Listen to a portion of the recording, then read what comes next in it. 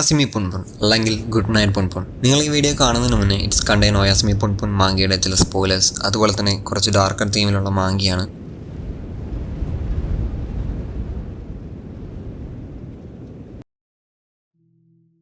So life എന്ന് പറയുന്നത് നമുക്ക് ഒരു എത്തും പിടിയില്ലാത്ത ഒന്നാണ്. നമ്മുടെ ചെറുപ്പത്തിൽ, അതായത് ജനിച്ചു വരുന്നത് മുതലുള്ള കാര്യങ്ങളാണ് പിന്നീട് നമ്മളെ നമ്മളാക്കി മാറ്റുന്നത്. ചെറുതായിരിക്കുമ്പോൾ നമുക്ക് ഇഷ്ടമുള്ള ഒരുപാട് മൂവീസ് ഉണ്ടായിരിക്കാം, ടോയ്സ് ഉണ്ടായിരിക്കാം, ഫുഡ്സ് ഉണ്ടാവാം. ബട്ട് ഇപ്പോൾ നമ്മൾ വലുതായപ്പോൾ അതിൽ ഇഷ്ടമുള്ളത് പലതും ഇന്ന് നമുക്ക് പിടിക്കില്ല.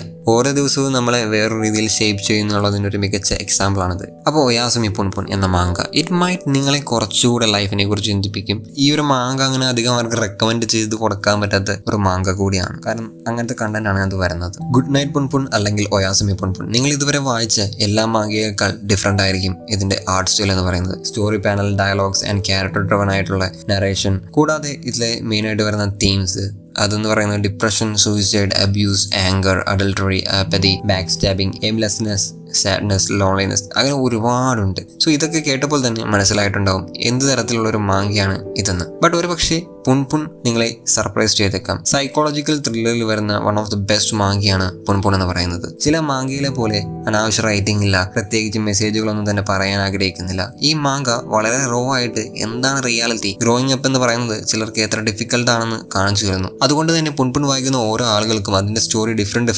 ലെവലിലായിരിക്കും മനസ്സിലാക്കാൻ പറ്റുന്നത് അല്ലെങ്കിൽ ഉൾക്കൊള്ളാൻ പറ്റുന്നത്. പുൻപുൻ സെറ്റ് ചെയ്തിരിക്കുന്നത് വളരെ സ്ലോ പേസ്ഡായിട്ടാണ്. ഒരു ആക്ഷൻ പാക്ഡ് സ്റ്റോറിയൊക്കെ നോക്കിപ്പോയാൽ ഒന്നും തന്നെ നിങ്ങൾക്ക് കിട്ടില്ല. വളരെ സ്ലോ ആയി പോകുന്ന ഒരു ട്രൂ ഹൊറർ സ്റ്റോറി എന്ന് വേണം പറയാൻ. പുൻപുനിന്റെ ജോണർ എടുത്ത് നോക്കിയാൽ സ്ലൈസ് ഓഫ് ലൈഫ് കാറ്റഗറിയിലാണ് ഇത് വരുന്നത്. നോർമലി നമ്മളൊരു സ്ലൈസ് ഓഫ് ലൈഫ് ആനിമെ ഒരു മാങ്ക എന്ന് പറയുന്നത് ഇൻ ക്യാരക്ടറിന്റെ എവരിഡേ ലൈഫ്, സിറ്റുവേഷൻ, പിന്നെ അതിൽ വരുന്ന comedy and end of the season ഒരു റിലാക്സിംഗ് ആയിട്ടുള്ള എൻഡിങ്, അതാണ് സ്ലൈസ് ഓഫ് ലൈഫിൽ വരുന്നത്. ഇവിടെയാണ് പുൻപുൻ ഡിഫറെന്റ് ആവുന്നത്. കാരണം പുൻപുനിന്റെ ഓരോ ചാപ്റ്റേഴ്സും വായിക്കുന്നവരെ ഇമോഷണലി സ്ലൈസ് ചെയ്യുന്ന രീതിയിലാണ് ഇത് ചെയ്തിരിക്കുന്നത്. സോ നമ്മുടെ മെയിൻ ക്യാരക്ടറാണ് പുൻപുൻ എന്ന് പറയുന്നത്. ഇതിലെ കഥ മൊത്തം പുൻപുൻ എന്ന് പറഞ്ഞാൽ ഈ ഒരു ക്യാരക്ടറിനെ ചുറ്റിപ്പറ്റി നടക്കുന്ന സംഭവങ്ങളാണ്. പുൻപുൻ എന്ന ക്യാരക്ടറിനെ നമുക്ക് ഈ ഒരു മാങ്കയിൽ കാണാൻ പറ്റുന്നത് ചെറിയൊരു ബേർഡിനെ പോലെയാണ്. ബട്ട് അവനെ ചുറ്റിയുള്ളവരെല്ലാം നോർമലി ആളുകളെ പോലെ തന്നെ, എല്ലാ മനുഷ്യരിയിരിക്കുന്ന പോലെ തന്നെയാണ് ചെയ്തിരിക്കുന്നത്. അവൻ്റെ ഫാമിലി മെമ്പേഴ്സ് ഒഴികെ ബാക്കി എല്ലാവരും നോർമൽ മനുഷ്യരെ പോലെ തന്നെയാണ് ഇരിക്കുന്നത്. വളരെ ഇന്നസെന്റ് ആയ, എല്ലാത്തിനെയും ക്വസ്റ്റ്യൻ ചെയ്യുന്ന ഒരു കുട്ടി, അതാണ് പുൻപുൻ എന്ന് പറയുന്നത്. പുൻപുനിന്റെ ചൈൽഡ്ഹുഡ് മുതൽ അവൻ വളർന്ന് വലുതാവുന്നത് വരെ ഉള്ള കാര്യങ്ങളാണ് ഈ സ്റ്റോറിയിലുള്ളത്. ഒരു child to adult life. Punpun വളരുന്ന ഓരോ സ്റ്റെപ്പിലും ആസ് എ റീഡർ നമ്മൾ പ്രസന്റ് ആണ്. എല്ലാ കഥകളും ചൈൽഡ് ടു അഡൽട്ട് ആവുമ്പോൾ, എൻഡാവുമ്പോൾ പുൻപുൻ അതിൻ്റെതായ ടൈം എടുത്ത് ആ ഒരു ക്യാരക്ടർ വളരുന്ന ഓരോ വഴിയും, തോട്ട്സും ഡൗട്ട്സും എല്ലാം നമ്മളെ കാണിക്കുന്നു. പുൻപുനിന്റെ ആഗ്രഹങ്ങൾ, നീഡ്സ് എല്ലാം ഇതിലൊന്നും തന്നെ സെൻസർ ചെയ്യാതെ റോ ആയിട്ടാണ് ഇതിൽ കൊടുത്തിരിക്കുന്നത്. That make this manga great in a way. മാങ്കകൾ വായിക്കുമ്പോൾ നോർമലി ക്യാരക്ടേഴ്സ് അതിൽ മാത്രം നിൽക്കുന്ന ഒരു ഫിക്ഷണൽ കഥാപാത്രങ്ങളായിരിക്കും. ബട്ട് ഇവിടെ പുൻപുൻ ബിക്കം റിയൽ. നമ്മൾ ഡെയിലി ലൈഫിൽ കാണുന്ന ഒരു നൈബർഹുഡ് പേഴ്സണെ പോലെ നമുക്ക് തോന്നും. ഒരു കുട്ടി എന്ന നിലയിൽ അവൻ കാണുന്ന ഡ്രീംസ്, പുൻപുൻ ഉന്നയിക്കുന്ന ചോദ്യങ്ങൾ, അവന്റെ പെരുമാറ്റം, അതുപോലെ തന്നെ നമ്മൾ പലരും ചെയ്യുന്നത് പോലെ ഒരു വഴിയുമില്ലാതെ വരുമ്പോൾ ദൈവത്തിന്റെ അടുത്ത് അഡ്വൈസ് ചോദിക്കുന്ന ഒരു കുട്ടി തന്നെയായിരുന്നു പുൻപുൻ എന്ന് പറയുന്നത്. ആ ഒരു ഇന്നസെൻസ് അവനെ എന്തൊക്കെ സംഭവിച്ചാലും എല്ലാം നല്ല രീതിയിൽ നടക്കുമെന്ന ഒരു പ്രതീക്ഷ നൽകിയിരുന്നു. ബട്ട് അവിടെയാണ് പ്രശ്നമുള്ളത്. നമ്മളെല്ലാവരും വളരുന്നതനുസരിച്ച് നമ്മുടെ ലൈഫ് സ്റ്റൈലും എല്ലാ കാര്യങ്ങളും മാറിക്കൊണ്ടിരിക്കും. നമ്മുടെ ഇന്നസെൻസ് എല്ലാം അതുപോലെ തന്നെ സ്റ്റേ ചെയ്യണമെന്നില്ല. അവൻ ചോദ്യങ്ങൾ ചോദിച്ചിരുന്ന ദൈവങ്ങൾ ഇപ്പോൾ അവനെ കളിയാക്കുന്ന ആ ഒരു ഇതിലേക്ക് എത്തിയിരിക്കുന്നു. ആക്ച്വലി മാങ്കയിൽ ഗോഡ് എന്ന് പറഞ്ഞ ഒരു ക്യാരക്ടർ ഉണ്ട്. അത് ഈ ഒരു പുൻപുനിന്റെ സബ് കോൺഷ്യസ് മൈൻഡിൽ ഉണ്ടായ ഒരു സൂപ്പർ നാച്ചുറൽ ക്യാരക്ടറാണ് എന്ന് മാത്രം. ബട്ട് അതൊരു വലിയ ഹ്യൂജ് റോള് തന്നെ അവന്റെ ഒരു ഹെൽത്തും അല്ലെങ്കിൽ മെന്റൽ ഹെൽത്തിനെ കുറിച്ച് കാണിക്കാൻ വേണ്ടിയാണ് ആ ഒരു ക്യാരക്ടറിനെ ഇത് ചെയ്തിരിക്കുന്നത്. അങ്ങനെ പുൻപുനിന്റെ ലൈഫിൽ ഒരുപാട് ട്രോമ ഇതൊക്കെ എക്സ്പീരിയൻസ് ചെയ്യുന്ന ആ ഒരു സമയമായി തുടങ്ങി. ഈ ട്രാമ പ്രോബ്ലംസ് ഒന്നും തന്നെ അവനെ സ്റ്റോപ്പ് ചെയ്യുന്നില്ല. അവൻ പിന്നെയും മുന്നോട്ട് പോയിക്കൊണ്ടേയിരുന്നു. വീണ്ടും കുറച്ചുകൂടെ വളരുന്നു. അവിടെ വീണ്ടും തോൽവികൾ സംഭവിക്കുന്നു. നിരന്തരം തോൽവികൾ വീണ്ടും സംഭവിച്ചുകൊണ്ടേയിരുന്നു. പുൻപുനിന്റെ ലൈഫ് എന്ന് പറയുന്നത് വളരെ ഫ്രസ്ട്രേറ്റഡ് ആവാൻ തുടങ്ങി. കാരണം അവന് അവന്റെ ചുറ്റിലുള്ളവരോടൊന്നും റിലേറ്റ് ചെയ്യാൻ പറ്റുന്നില്ല. അവന്റെ ജോലിയിൽ ഒട്ടും തന്നെ അവന് കോൺസെൻട്രേറ്റ് ചെയ്യാൻ പറ്റുന്നില്ല. അവന്റെ റൂമിൽ ഒരു കോർണറിൽ മാത്രം അല്ലെങ്കിൽ ഒരു ബെഡിൽ മാത്രം കിടക്കുന്ന ഒരവസ്ഥയിലേക്ക്, അവർ മൂടി പൊതിച്ച് കിടക്കുന്ന ഒരു അവസ്ഥയിലേക്ക് പയ്യെ പുൻപുൻ എന്ന് പറഞ്ഞ ക്യാരക്ടർ എത്തി തുടങ്ങി. അങ്ങനെ അത് പുൻപുനിനെ വളരെ മോശമായൊരു പ്ലേസിലോട്ട് കൊണ്ടുപോയി, ഒരു ഡാർക്കറായ പാത്ത്. ആദ്യം നമ്മൾ പുൻപുനിനെ കാണുന്നത് ഒരു കാർട്ടൂൺ ബേർഡിനെ പോലെ ആണെങ്കിലും ആക്ച്വലി പുൻപുൻ ഒരു റിയൽ പേഴ്സൺ ആണ്. ബട്ട് പുൻപുനിനെ അവൻ കാണുന്നത് ഒരു ബേർഡിനെ പോലെയാണ്. അതുകൊണ്ടാണ് അവന്റെ ഫാമിലിയും അതുപോലെ തന്നെ നമുക്ക് വ്യൂവേഴ്സിന് ആ ഒരു ബേർഡിന്റെ ഇതിലൂടെ കാണാൻ പറ്റുന്നത്. ഓൾസോ പുൻപുനിന്റെ ബേർഡ്സിന് വിങ്സ് ഇല്ല എന്നുള്ള കാര്യം നമ്മൾ എല്ലാവരും ശ്രദ്ധിച്ചു കഴിഞ്ഞാൽ കാണാൻ പറ്റും. അവരുടെ പ്രോബ്ലംസിൽ നിന്ന് പറന്നു പോകാനോ രക്ഷപ്പെടാനോ പറ്റുന്നില്ല എന്നൊരിതാണ് ആ ഒരു ഇമേജ് സിഗ്നിഫിക്കൻ്റ് ചെയ്യുന്നത്. അതുപോലെ തന്നെ പുൻപുനിന്റെ എല്ലാ ഡയലോഗ്സും ഒരു ഡാർക്ക് പാനലിലാണ് വരുന്നത്. ബട്ട് ബാക്കി ക്യാരക്ടേഴ്സിന്റെ എല്ലാം ഒരു ഒരു സബ്ടൈറ്റിൽ ഫോർമാറ്റിൽ ആ ഒരു ബബിൾ ഫോർമാറ്റിലൊക്കെ ആയിരിക്കും നിങ്ങൾക്ക് കാണാൻ പറ്റുന്നത്. ഒരിക്കലും പുൻപുൻ ഡയറക്റ്റായിട്ട് ആരോടും സംസാരിക്കുന്നത് നമ്മളിതിൽ കാണുന്നില്ല. ആ ഒരു ക്യാരക്ടർ എത്ര ഒറ്റപ്പെട്ടാണ് നിൽക്കുന്നതെന്ന് ഇത് അതിനെ കാണിക്കുന്നു. കൂടാതെ പുൻപുണിനെ കൂടാതെ ഒരുപാട് സപ്പോർട്ടിങ് ക്യാരക്ടേഴ്സ് ഇതിലുണ്ട്. അവരെല്ലാം നല്ല ഡീപ്ലി ഡെവലപ്ഡ് ആണ്. അവർക്കൊരു സ്റ്റോറി ഉണ്ട്, ട്രാജഡി ഉണ്ട്, എല്ലാം ഉണ്ട്. സേക്കി എന്ന് പറയുന്നത് പുൻപുണിൻ്റെ ഒരു ചൈൽഡ്ഹുഡ് ബെസ്റ്റ് ഫ്രണ്ട് ആണ്. ആൾ ബ്രില്യൻ്റ് ആണ്, തൻ്റെതായ ഒരു ഡയറക്ഷൻ ഉണ്ട്. അതുപോലെ തന്നെ വളരെ നിഹിലിസ്റ്റിക് ആയിട്ടുള്ള ഒരു പേഴ്സൺ ആണ്.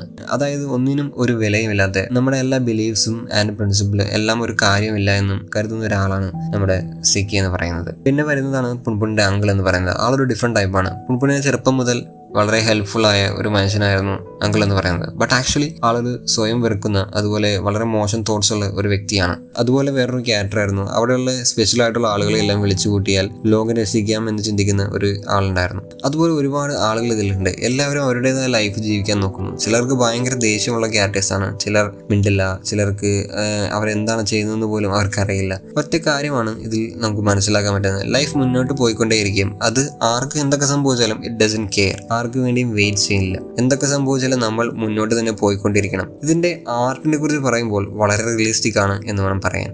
വളരെ ഡീറ്റെയിൽഡ് ആൻഡ് പെർഫെക്റ്റ് ആണ്. ഇതിലെ ഷെയ്ഡിങ്സ്, ലൈറ്റ് എല്ലാം ഒരു റിയൽ ലൈഫ് പോലെ നമുക്ക് തോന്നും. ഇനി സ്പോയിലറാണ് പുൻപുൻ ആൻഡ് ഐക്കോ. ഇനി പറയുന്നത് കുറച്ച് സ്പോയിലറാണ്, അപ്പോൾ നിങ്ങൾക്ക് വേണമെങ്കിൽ അത് സ്കിപ്പ് ചെയ്യാം. ഈ ഐക്കോ എന്ന് പറയുന്നത് പുൻപുണിന്റെ ഡ്രാമയ്ക്ക് ഏറ്റവും വലിയ കാരണമായിരുന്നു. പുൻപുൻ ചെറുപ്പത്തിൽ, അതായത് സ്കൂളിൽ പഠിക്കുമ്പോൾ അവിടെ വെച്ച് ഐക്കോയുമായി ഇഷ്ടത്തിലാവുന്നു. അവർ ഒരുമിച്ച് അവിടെ നിന്നും എല്ലാ പ്രശ്നത്തിൽ നിന്നും ഓടിപ്പോവാമെന്ന് പ്രോമിസ് ചെയ്യുന്നു. ബട്ട് അവന്റെ ഫാമിലി സാഹചര്യങ്ങൾ കാരണം ആ പ്രോമിസ് ബ്രേക്ക് ചെയ്യേണ്ടി വരുന്നു. അങ്ങനെ ഐക്കോ പിന്നീട് പുൻപുണിനെ കാണാതെയാവുന്നു. ഇതൊക്കെ പുൻപുണിനെ അവനെടുത്ത തീരുമാനങ്ങളിൽ ഗിൽട്ടുണ്ടാക്കുന്നു. അവൻ വർഷങ്ങളോളം അത് ആലോചിച്ച് ഇരിക്കുന്ന ഒരു അവസ്ഥ ഉണ്ടാകുന്നു.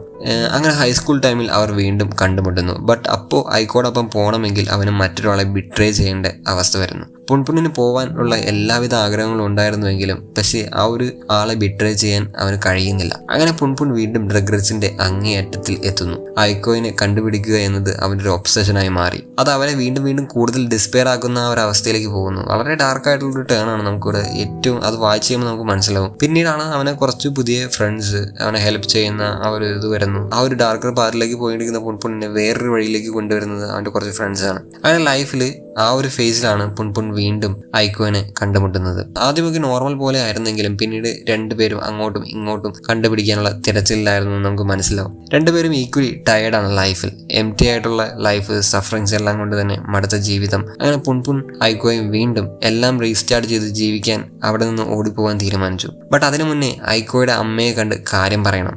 ബട്ട് ഐക്കോ എന്ന് പറഞ്ഞ ക്യാരക്ടറുടെ മദർ എന്ന് പറയുന്നത് വളരെ അബ്യൂസീവ് ആയിട്ടൊരു കൾട്ട് ഒബ്സസ്ഡ് ആയിട്ടുള്ള ഒരു പേഴ്സണാണ്. അത് നമ്മൾ ഫസ്റ്റ് കുറച്ച് ചാപ്റ്റേഴ്സ് റീഡ് ചെയ്യുമ്പോൾ തന്നെ നമുക്ക് ആ ഒരു ക്യാരക്ടറിനെ കാണാൻ പറ്റുന്നുണ്ട്. അതുകൊണ്ട് തന്നെ ഈ ഒരു ഐക്കോയുടെ തീരുമാനം അവളുടെ മദർ അംഗീകരിക്കുന്നില്ല. പെട്ടെന്ന് തന്നെ മദർ ഒരു കത്തിയെടുത്ത് ഐക്കോനെ കൊല്ലാൻ ചെല്ലുന്നു. ഇതെല്ലാം കണ്ടുകൊണ്ട് നിൽക്കുന്ന പുൻപുണിന് എന്ത് ചെയ്യണമെന്ന് ചിന്തിക്കാനുള്ള സെക്കൻഡ്സ് മാത്രമാണ് ബാക്കിയുള്ളത്. പെട്ടെന്നാണ് പുൻപുൻ ഐക്കോനെ അവിടെ നിന്ന് വലിച്ചു മാറ്റുന്നു. കത്തി പുൻപുണിന്റെ നെക്കിന്റെ അവിടെയുള്ള വാളിൽ കുത്തിക്കയറുന്നു. തിരിച്ച് കത്തി വലിച്ചൂരി വീണ്ടും ഐക്കോനെ കൊല്ലാൻ വേണ്ടി ചെല്ലുകയാണ് അവളുടെ അമ്മ. എന്ത് ചെയ്യണമെന്നറിയാതെ പുൻപുൻ ടെൻഷൻ കൊണ്ട് ബ്ലാങ്ക് ആവാൻ തുടങ്ങി. അവന്റെ കൺട്രോൾ നഷ്ടപ്പെട്ടു. പുൻപുണിന്റെ ഉള്ളിലെ എല്ലാം നശിക്കാൻ തുടങ്ങി. അവൻ കുറെ കാലം മുന്നേ മാറ്റി നിർത്തിയ ഗോഡ് വീണ്ടും ഒരു കാഴ്ചക്കാരൻ എന്ന പോലെ വീണ്ടും പ്രത്യക്ഷപ്പെട്ടു. പുൻപുൻ പെട്ടെന്ന് അവിടെ സ്നാപ്പ് ആവുന്നു. ഇവിടെ നിന്നാണ് ഇനി സ്റ്റോറി പ്രോഗ്രസ് ആവുന്നത്. ഇത്രയും ഇഷ്ടപ്പെട്ടെങ്കിൽ ഇനി വരാൻ പോകുന്നത് എല്ലാം വളരെ ഡാർക്കർ ആൻഡ് ഡീപ്പർ ആയിട്ടുള്ള കാര്യങ്ങളാണ്. നിങ്ങൾ വായിക്കുമ്പോൾ ഇവൻ ഒരു ചെറിയ പിക്ചറിന് വരെ ഒരുപാട് ഡീറ്റെയിൽസ് ഒക്കെ ഉണ്ട്. അപ്പോൾ അത് നോക്കിയാൽ കുറെ കാര്യങ്ങൾ നിങ്ങൾക്ക് അത് മനസ്സിലാവും. ഇതിൽ തന്നെ ഡയലോഗ്സ് ഒന്നും ഇല്ലാത്ത ഇമേജസ് ഉണ്ട്.